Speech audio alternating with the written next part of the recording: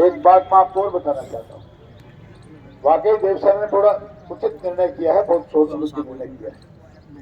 ये चुनाव कोई छोटा पोटा जाति पाति धर्म मजहब का चुनाव नहीं है। ये चुनाव किसी व्यक्ति विशेष और प्रत्याशी का चुनाव भी नहीं है। ये चुनाव इस राष्ट्र के निर्माण का चुनाव है। ये चुनाव भारत को वैभव तक पहुंचाने का चुनाव है।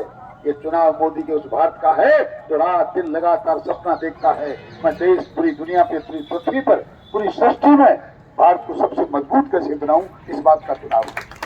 ये चुनाव इस बात का है कि 60 साल तक लगातार मां भारती की आत्मा को नोचते रहे, खतोटते रहे, लूटते रहे। कश्मीर में हिंदुओं का कत्लेआम किया गया, संसद के सामने साधुओं की हत्या की गई, 370 जैसे कालिक हमारे मुंह पर लगाई गई, और सारे गुनाहों को मिटाने का चुनाव है।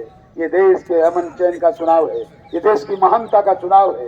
ये देश 370 की धारा हटाने का चुनाव है। ये मातृ शक्ति का, इनके वंदन का चुनाव है, इनके अभिनंदन का चुनाव है। पहली बार देश में कोई राष्ट्राध्यक्ष है जिसने मातृशक्ति को इतना सम्मान दिया। मदन लाल जी, कहाँ पंचायत समिति की बात कर रहे हो? अगली बार MP और MLA भी यही बनेगी। 33% आरक्षण देकर मातृशक्ति को इतना वंदन किया है, इतना अभिनंदन किया है। इसलिए हमने माताओं का मान सम्मान किया है, इनकी आंखों में आने वाले आंसुओं को रोका है, गैस के चूल्हे दिए हैं, फ्री में कनेक्शन दिया है, आपको सब्सिडी दी है। पहली बार डबल इंजन की सरकार ने डीजल और पेट्रोल का भाव 15 साल में कम किया है। ये चुनाव पेपर माफिया को बंद करने का चुनाव है। ये पेपर लीक करने वालों को जेल की सलाखों के पीछे भेजने का चुनाव है।